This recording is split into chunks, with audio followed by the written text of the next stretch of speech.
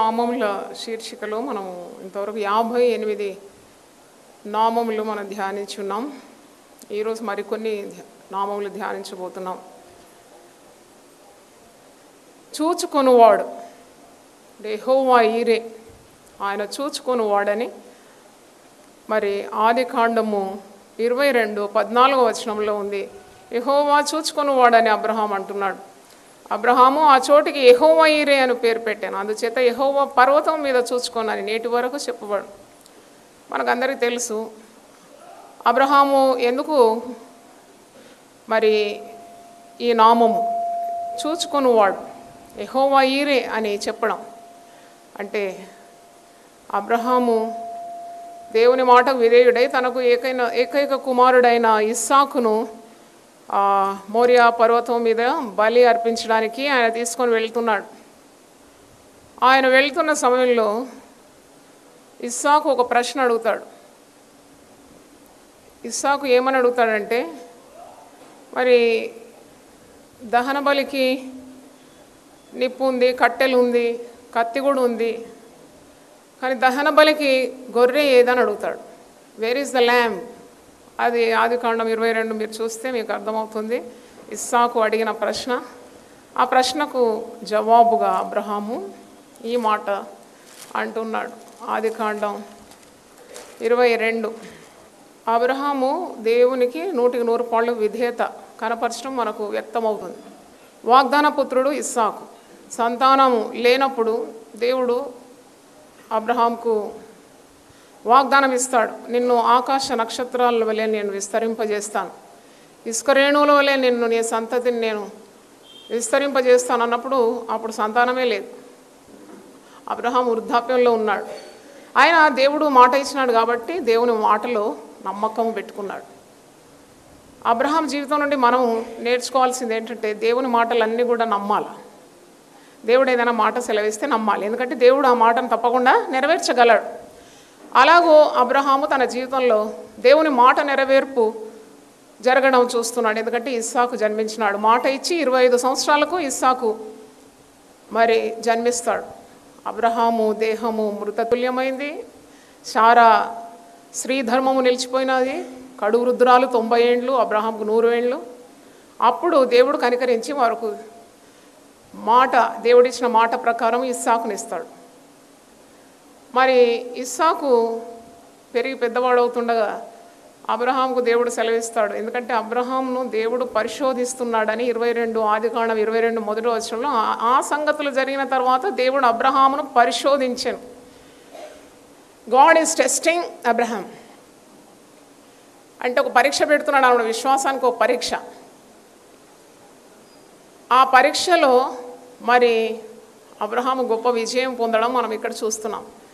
అంటే నీకు ఏకైక కుమారుడైన ఇస్సాకును నాకు బలి అన్నప్పుడు అసలు దేవుడు నరబలి కోరుతాడా?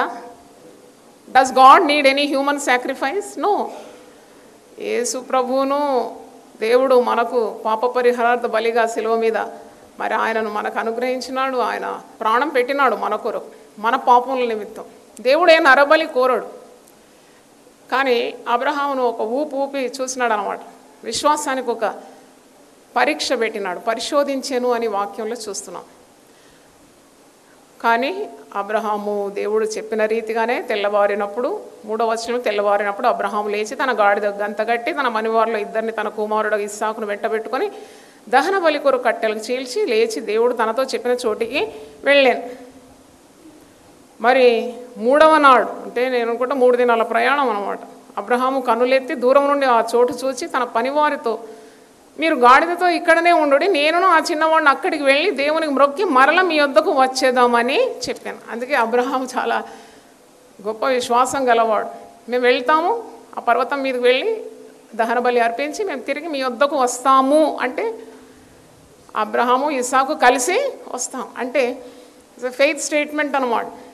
దేవుడు అన్యాయస్తుడు కాడని మాట ఇచ్చినాడు, నెరవేరుస్తాడు. అలాగూ దేవుడు ఎప్పుడు చేయడని గొప్ప విశ్వాసం ఏమో. మరి శారాను కూడా సంప్రదించలేదు. ఒకవేళ శారాను అడిగి ఇలాగూ నేను ఇస్సాకును బలి ఇవ్వడానికి వెళ్తున్నానంటే ఒప్పుకుంటుందా శారా? వృద్ధాప్యంలో కన్న కుమారుడు ఎంత ప్రశస్తమైన కుమారుడు. ఎన్నెన్నో మరి ఆటంకాలు శారా చెప్పేదేం, అసలు ఇచ్చేదే కాదని నాకు అనిపిస్తుంది. పెంచలేదు. దేవునికి విధేయత చూపెట్టడానికి మనం ఎప్పుడు కూడా సిద్ధంగా ఉండాలి, సాకులు చెప్పకుండా. అది అబ్రహాంలో మనం చూస్తున్నాం. ఇక్కడ దాసులతో అంటున్నాడు మేము తిరిగి వస్తామని. అప్పుడు ఇస్సాకు ఒక మాట 6వ వచనం చూడండి. దహన బలికి కట్టెలు తీసుకుని తన కుమారుడు ఇస్సాకు మీద పెట్టి తన చేతితో నిప్పును కత్తిని పట్టుకొని పోయాను. వారిద్దరు కూడి వెళ్ళిచుండగా ఇస్సాకు తన తండ్రి అయిన అబ్రహాంతో నా తండ్రి అని పిలిచాను. అందుకతడు ఏమి నా కుమారుడా అని. అప్పుడు అతడు నిప్పును కట్టెలను ఉన్నవి కానీ దహన బలికి గొర్రెపిల్ల ఏది? నిప్పు ఉంది, కట్టెలు ఉంది, నేను కూడా కత్తి కూడా ఉండొచ్చు, కానీ దహన బలికి గొర్రె ఎక్కడుంది, గొర్రెపిల్ల ఎక్కడుందని ఇస్సాకు అడుగుతున్నాడు. అంటే అంతవరకు ఇస్సాకు కూడా తెలియదు అన్నమాట. తననే బలి అర్పించడానికి తండ్రి తీసుకొని వెళ్తున్నాడని ఇస్సాకు తెలియదు. అందుకే అంటున్నాడు దహన బలికి గొర్రెపిల్ల లేదని. 8వ వచనం అబ్రహాము నా కుమారుడా దేవుడే దహన బలికి గొర్రె పిల్లను చూచునని చెప్పాను. దేవుడే చూసుకుంటాడు. ఈ అధ్యాయం చదివినప్పుడు ప్రతి విశ్వాసి కూడా అబ్రహాము యొక్క అనుభవాన్ని మనము ధ్యానిస్తున్నప్పుడు we should learn his methods. ఆయన పద్ధతులు మనం కూడా నేర్చుకోవాలి. ఇది ఉంది అది ఉంది కానీ అది ఎక్కడి నుండి అంటే నువ్వు చెప్పాలి, దేవుడే చూసుకుంటాడు. God will provide. అయితే ఆయన విశ్వాసము ఎలా ఉండిందో అలాగే నెరవేరింది. ఇక్కడ ఆయన మరి 9వ వచనం చూసినప్పుడు కట్టెలు పేర్చినాడు, కుమారుని బంధించి ఆ బలిపీఠం మీద పెడుతున్నాడు, మరి వధించుటకు తన చెయ్యి చాపి కత్తి పట్టుకున్నాడు. అప్పుడే దేవుని స్వరం వింటున్నాడు. ఆ చిన్నవాని మీద చెయ్యి వేయకు, అతను ఏమీ చేయకు, నీకొక్కడైనా నీ కుమారుని నాకు వెనుక తీయలేదు కనుక నువ్వు దేవునికి భయపడువాడమని ఇందువల్ల నాకు కనబడుచున్నదని. అంటే కత్తి పట్టుకున్నాడు, కట్టెలు పేర్చిపోని ఆ పర్వతం మీద పోయినాడు, కట్టెలన్నీ పేర్చినాడు, దహన బలికి అన్ని సిద్ధపాట్లు చేస్తున్నాడు, ఇస్సాకును పడుకోబెట్టినాడు. నేను ఎప్పుడు అనుకుంటాను ఇస్సాకుకు అప్పుడు మరి నడి వయస్సు ఉందని చరిత్రకారులు అంటున్నారు. మరి అంతటి వాణ్ణి కట్టెల మీద పండుకోమంటే పండుకున్నాడు కదా. అసలు ఎవరు పడుకుంటారండి? పడుకోమంటే పడుకుంటారా? 3 ఏళ్ల పిల్లోడు కూడా పడుకోమంటే పడుకోడు. అంటే నాకు అనిపించింది తల్లిదండ్రులు ఎప్పుడైతే దేవునికి విధేయత చూపుతారో తప్పకుండా పిల్లలు కూడా అదే మార్గంలో నడవాల్సిందే. దేవునికి స్తోత్రం, హల్లెలూయా. మొట్టమొదట మనం విధేయులు కావాలి, దాని తర్వాత మన పిల్లలు కూడా తప్పకుండా అదే మార్గంలో రాస్తారు. వాళ్ళు వేరే మార్గం లేదు ఎందుకంటే దేవుడు అలాగ చేస్తాడు వాళ్ళ. నా తల్లిదండ్రులు నడిచిన మార్గంలో నేను ఎన్ని అటు ఇటు దారిలో వెళ్ళినా తిరిగి దెబ్బ కొట్టైనా చక్కని మార్గం తల్లి తండ్రి నడిచిన మార్గంలోనే దేవుడు నన్ను నడిపిస్తూ ఉన్నాడు. అంటే దేవుని పద్ధతులు అలా ఉంటాయి. అబ్రహాంలో ఉన్న గొప్ప విశ్వాసము ఇస్సాకులో కూడా ఉన్నది. అబ్రహాము దేవునికి ఏ విధంగా విధేయుడైనాడో అలాగే తన కుమారుడైన ఇస్సాకు అబ్రహాంకు విధేయత చూపుతున్నాడు. పండుకోమంటే పండుకున్నాడు అంతే. అంటే అంత విధేయత, టోటల్ ఒబీడియన్స్. కానీ దేవుడు ఆ రోజు ఒక పొటేలును, ఆ కొమ్ములు తగులుకున్న ఒక పొటేలు దేవుడు సిద్ధపరిచి ఇస్సాకుకు బదులుగా ఆ పొటేలును వధించమని బలి అర్పించమని దేవుడు కోరుతున్నాడు. అంటే ఆ రోజు మరణం తప్పిపోయింది, ఇస్సాకు బలిగా ఇవ్వబడలేదు. దేవుడు అలాంటి అన్యాయం ఎప్పుడు కూడా చేయడు. అయితే 14వ వచనం చూడండి. అప్పుడు అబ్రహాము ఆ చోటికి యెహోవా ఈరే అను పేరు పెట్టాను. ఏం పేరు పెట్టినాడు? యెహోవా ఈరే అంటే అర్థం ఏంటి? యెహోవా చూసుకునేవాడు, ఆయన చూసుకుంటాడు. అప్పుడు దేవుడు అబ్రహాముకు ఒక మంచి వాగ్దానం కూడా ఇస్తున్నాడు. 16-17 విధేయత చూపినందుకు ఒక వాగ్దానం. మనం ఉట్టి వాగ్దానాలు కంఠపాఠం నేర్చుకొని వల్లించి ఆనందించడం కాదు. ప్రతి వాగ్దానానికి ఒక షరతు ఉన్నది. Every promise has a blessing. వాగ్దానానికి ఒక ఆజ్ఞ కూడా మనం చూస్తాం. అంటే షరతు లేని ఏ ఆశీర్వాదం లేదు. ఇక్కడ చూడండి 16-17 నీకు ఒక్కడే అయి ఉన్న నీ కుమారుని వెనుక తీయక ఈ కార్యము చేసినందున నేను నిన్ను ఆశీర్వదించి ఆకాశ నక్షత్రంలో వెళ్ళను, సముద్ర తీరమందులు ఇసుకవాలను, నీ సంతానం నిశ్చయంగా విస్తరింపజేసేదని అని ఆశీర్వాదం. అంటే ఎప్పుడైనా విధేయతను వెంబడిస్తుంది ఆశీర్వాదం. మనం కేవలం ఆశీర్వాదం కావాలని ఎన్నెన్నో మనం ప్రార్థనలు ఉపవాసాలు ఇవన్నీ చేస్తాం, కానీ బ్లెస్సింగ్స్ ఆల్వేస్ ఫాలో ఒబీడియన్స్. హల్లెలూయా. ఎప్పుడు మనం విధేయత చూపుతామో అప్పుడే ఆశీర్వాదాలు ఉన్నాయని వాక్యం ఎక్కడ చూసినా నాకైతే అదే కనబడి. నువ్వు నా మాట శ్రద్ధగా వింటే నేను నిన్ను స్వస్థపరుస్తాను, నువ్వు నా మాట శ్రద్ధగా వింటే భూప్రజలందరికంటే నిన్ను హెచ్చిస్తాను. కనుక దేవుని మాట వినడం చాలా ముఖ్యం అని ఇక్కడ మనకు అర్థమవుతుంది. యెహోవా చూసుకుంటాడు, ఆయన్ని దేవుడు చూసుకుంటాడులే, నేనేం పని చేయకుండా చేతులు కట్టుకొని ఉంటా అంటే కాదు. నువ్వు నీ వంతు పని చేయాలి, నీ వంతు శ్రమ నువ్వు చేయాలి. కానీ అబ్రహాం చూడండి, ఆయన వంతు పనులన్నీ చేసినాడు, దేవుడు చెప్పినట్టు చేసినాడు, దేవుడు చెప్పినట్టే అన్నీ చేసినాడు. కానీ దేవుడు అతన్ని ప్రేమించి వాగ్దాన పుత్రుణ్ణి బలిగా తీసుకోకుండా ఒక క్రొవ్విన పొటేల్ను పొదల్లో తట్టుకొని ఉండడం, మరి ఇస్సాకుకు బదులుగా ఆ పొటేల్ను తీసుకొచ్చి మరి బలి అర్పించడం, ఇవన్నీ మనం ఈ అధ్యాయంలో చూస్తున్నాం. అంటే అర్థం, గాడ్ ప్రొవైడ్స్.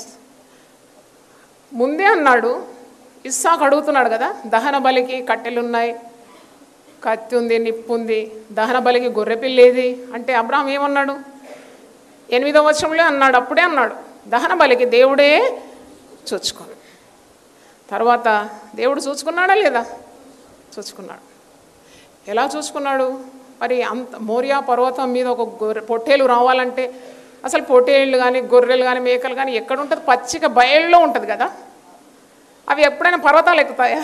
పర్వతం మీద ఏముందని ఎక్కుతుంది అది? కానీ దేవుని కార్యాలు అసాధ్యమైనవన్నీ కూడా తన బిడ్డల కొరకు ఆయన ఏం చేస్తాడో సాధ్యపరుస్తాడు. అది కూడా అబ్రహాము వృద్ధుడు, 100 ఏళ్ళకు పైగా ఉన్నది వయసు.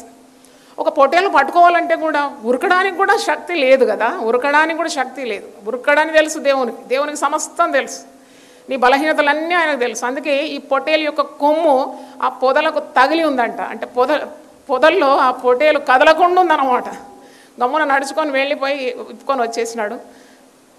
అంటే చూడండి, వెళ్ళేటప్పుడు నేను ఎప్పుడు ఒకవేళ అబ్రహాం ప్లేస్లో ఉంటే తప్పకుండా ఎందుకన్నా మంచిది దేవుడు మార్చుకుంటూ వెళ్ళే మనసును గొర్రెను తీసుకొని పోయేదాన్నేమో, ఒక పొట్టేలు సిద్ధపాటు చేసుకొని వెళ్ళేది. వాహనాలు నడిపిస్తుంటే ఒక స్టెప్ని ఎప్పుడు సిద్ధంగా ఉంటుందో, ఒక టైర్ పంచర్ అయితే ఇంకో టైర్ పెట్టడానికి, అలాగూ మనం ఆలోచిస్తాం. కానీ గొప్ప విశ్వాసం అబ్రహాంది, దేవుడే చూసుకుంటాడు.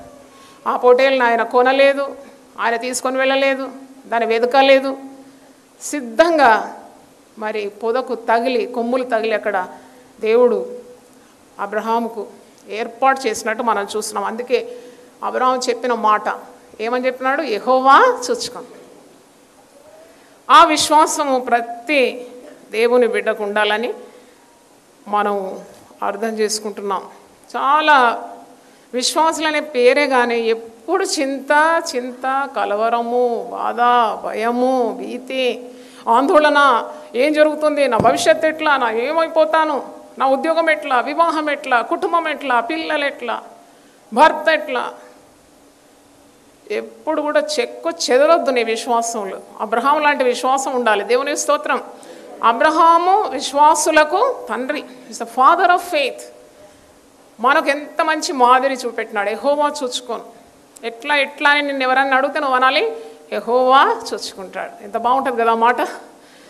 నీ రుణ బాధలు ఎప్పుడు తీరుతాయి, నీ పరిస్థితి ఏమవుతుంది అని అంటే యెహోవా చూచుకుంటాడు. యెహోవా ఈరే, యెహోవా సమస్తం చూచుకుంటాడని నీవు విశ్వాసంతో పలకాలి. నీ ఆరోగ్య పరిస్థితి ఇలాగుంది, ఏమవుతుంది అని అంటే నువ్వు అనాలి, యెహోవా ఈరే.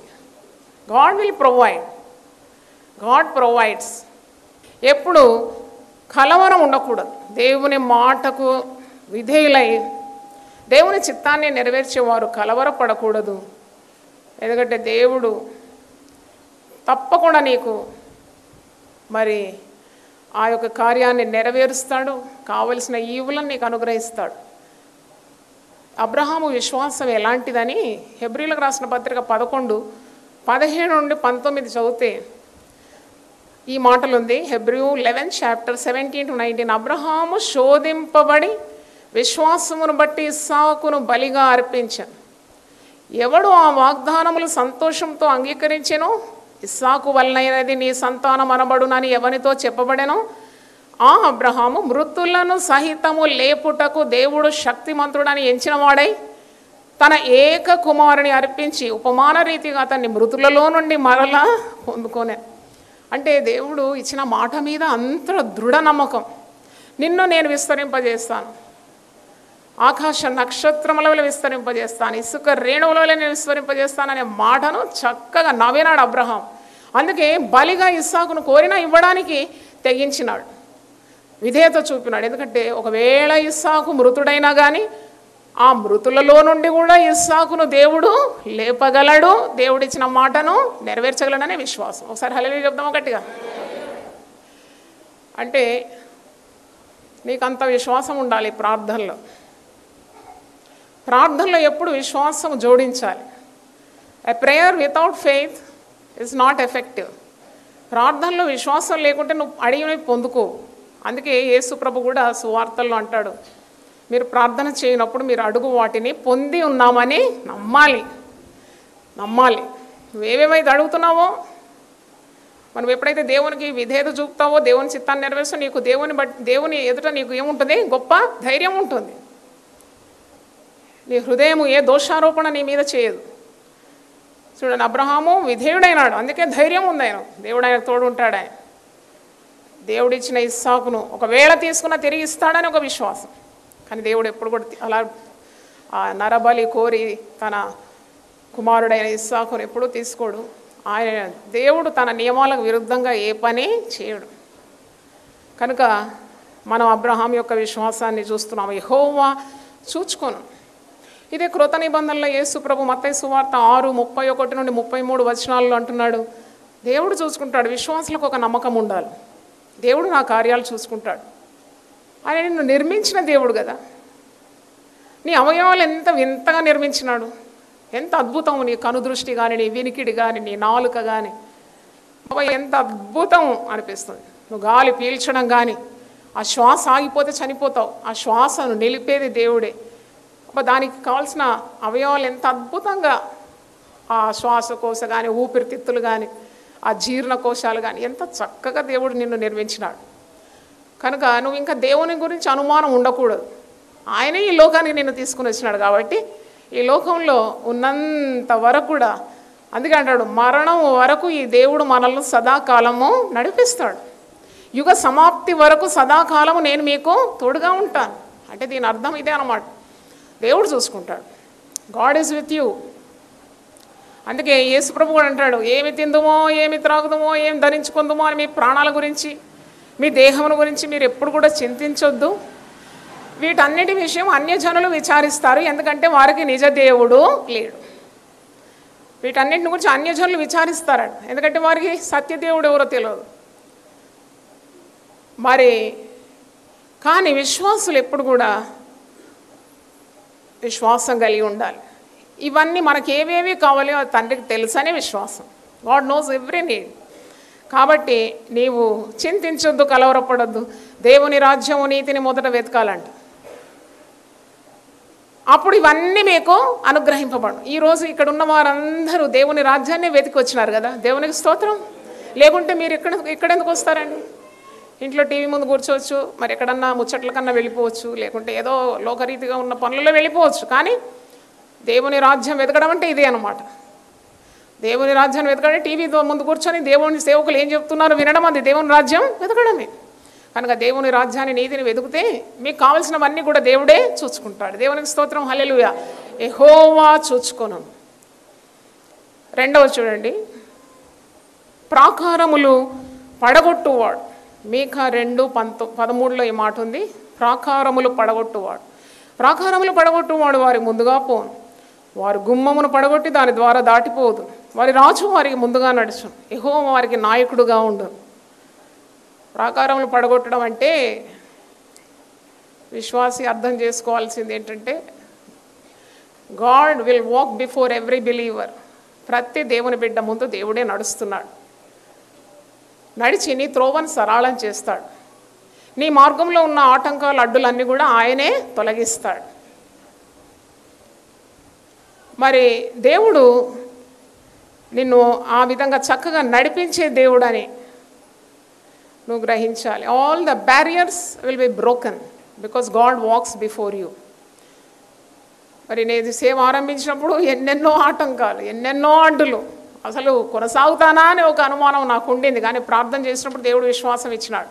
20 సంవత్సరాలు నడిపించినాడంటే మరి ఒక స్త్రీగా ఒక సంఘాన్ని నడిపించాలి, దేవుని దర్శనాన్ని నెరవేర్చాలంటే ఇది ఒక కష్టమైన పని. అయినా దేవుడు నాకు తోడుగా ఉండి ప్రాకారములను ఏం చేసినాడు, పడగొట్టుకుంటూ నా ముందు వెళ్ళినాడు. దేవునికి స్తోత్రం, హల్లెలూయా. ఎన్నెన్నో ఆటంకాలు ఉండేది, వాటన్నిటిని ఛేదించుకుంటూ దేవుడే వెళ్ళినాడు, నా త్రోవ సరళం చేసినాడు. అందుకే 45 యెషయా మరి 1 నుండి 3 మీరు చదివితే 45 యెషయా 1 నుండి 3,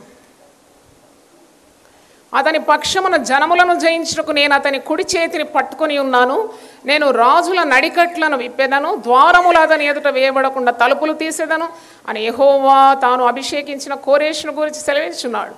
నేను నీకు ముందుగా పోవచ్చు మెట్టగా ఉన్న స్థలములను సరళము చేసేదను, ఇత్తడి తలుపులను పగలగొట్టేదాను, ఇనుప గడియలను విడగొట్టేదాను, పేరు పెట్టి నేను పిలిచిన ఇశ్రాయేలు దేవుడనే యెహోవాను నేనే అని నీవు తెలుసుకున్నట్లు అంధకార స్థలములో ఉంచబడిన నిధులను, రహస్య స్థలములో మరుగైన ధనమును నీకు ఇస్తాను. ఈ వాగ్దానమే నన్ను మరి ఇంతవరకు కూడా నడిపించేది.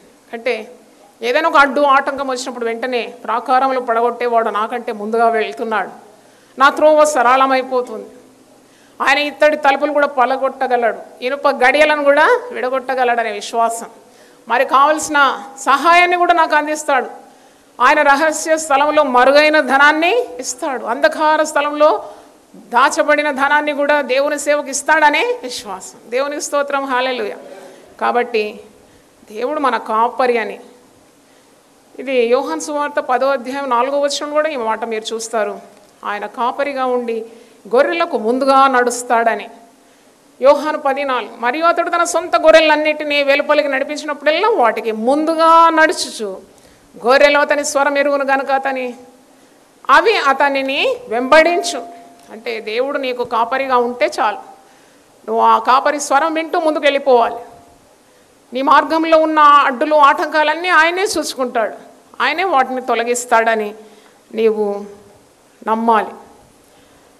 మరి విశ్వాసులైన వారు ఎప్పుడు కూడా మంత్రశక్తులకు, చీకటి శక్తులకు, సైతాన్ క్రియలకు భయపడకూడదు. అపవాది క్రియలను లయపరచడానికే మనుష్య కుమారుడు ఈ లోకానికి వచ్చినాడు. ఎప్పుడైతే యేసు రక్తం చేత నువ్వు కడగబడి ప్రభువును రక్షకునిగా స్వీకరించినావు, యేసు ప్రభు నీ కాపరిగా ఉన్నాడు, ఆయన నీకు ముందుగా నడుస్తున్నాడు. అందుకే ఎవరో ఏమో చేసినారు కాబట్టి మా కుటుంబం పైకి రావడం లేదు, నా పిల్లలు బాగుపడడం లేదు, ఏదో మంత్రక్రియ, ఏదో చేతబడి శక్తుల చేత మేము బాధపడుతున్నాం మాట కూడా విశ్వాసి నోట రాకూడదు. ఎందుకంటే ఎప్పుడు యేసు రక్త ప్రోక్షణ నీ మీద, నీ కుటుంబం మీద ఉన్నది. నీ మార్గంలో ఉన్న అవంతరాలన్నీ కూడా తొలగించడానికి ఆయన శక్తిమంతుడు. ఆయన కాపరిగా ఉండి ఆయన ముందు నడుస్తున్నాడు, నువ్వు ఆయన మేపెడు మందగా ఆయనను ఏం చేస్తున్నావు, వెంబడిస్తున్నావు. దేవునికి స్తోత్రం, హల్లెలూయా. కాబట్టి నువ్వెప్పుడు కూడా భయపడకూడదు.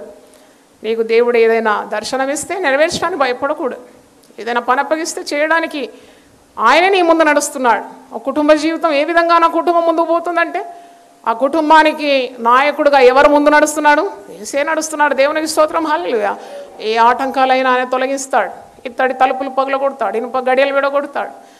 ఆయన ప్రాకారమును ఏం చేస్తాడట, పడగొడతాడు. ప్రాకారం అంటే గొప్ప వాల్ అన్నమాట, అడ్డుగోడ అన్నమాట ప్రాకారం అంటే. He will scale every wall before you. కీర్తనకారుడు 18వ కీర్తన ఒక మాట్లాడుతున్నాడు చూడండి, 29వ వచనం, Psalms 18:29, నీ సహాయము వల్ల నేను సైన్యమును జయింతును, నా దేవుని సహాయం వల్ల ప్రాకారమును దాటును.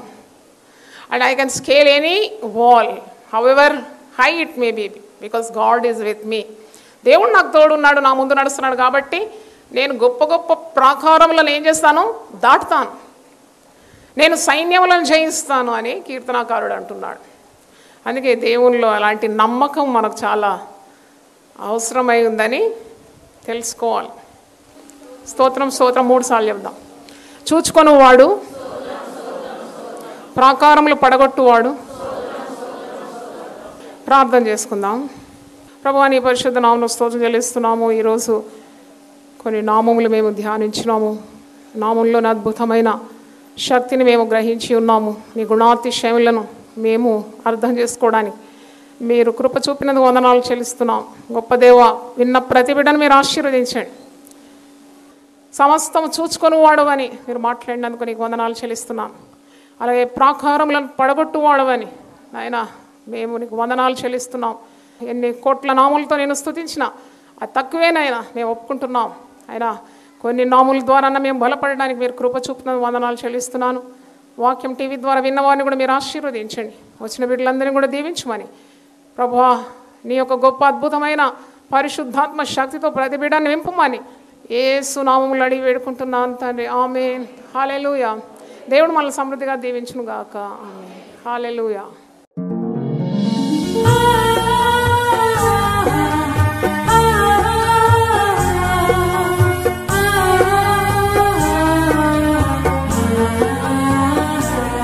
నీ ధనము నీ ఘనము ప్రభు యేసుదే, నీ దశమా భాగము నీయ వెనుదీతువా. నీ ధనము నీ ఘనము ప్రభు యేసుదే, నీ దశమా భాగము నీయ వెనుదీతువా. ధరలోన ధనధాన్యములనీయగా కరుణించి కాపాడి రక్షింపగా. ధరలోన ధనధాన్యములనీయగా కరుణించి కాపాడి రక్షింపగా.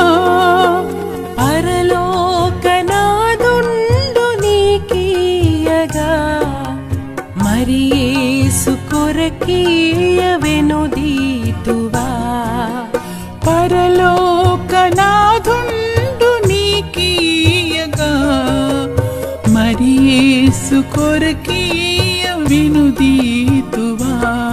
నీ ధనము నీ ఘనము ప్రభు యేసుదే, నీ దశమా భాగము నీయ వెనుదీతువా. పాడి పంటలు ప్రభువు నీకీయగా కూడు గుట్టలు నీకు దయచేయగా. పాడి పంటలు ప్రభు నీకీయగా కూడు గుట్టలు నీకు దయచేయగా. వీడంగ ప్రభు యేసు నామంబును గడువేల ప్రభుకీయను క్రైస్తవా. వేడంగ ప్రభు యేసు నామంబును గడువేల ప్రభుకీయను క్రైస్తవా.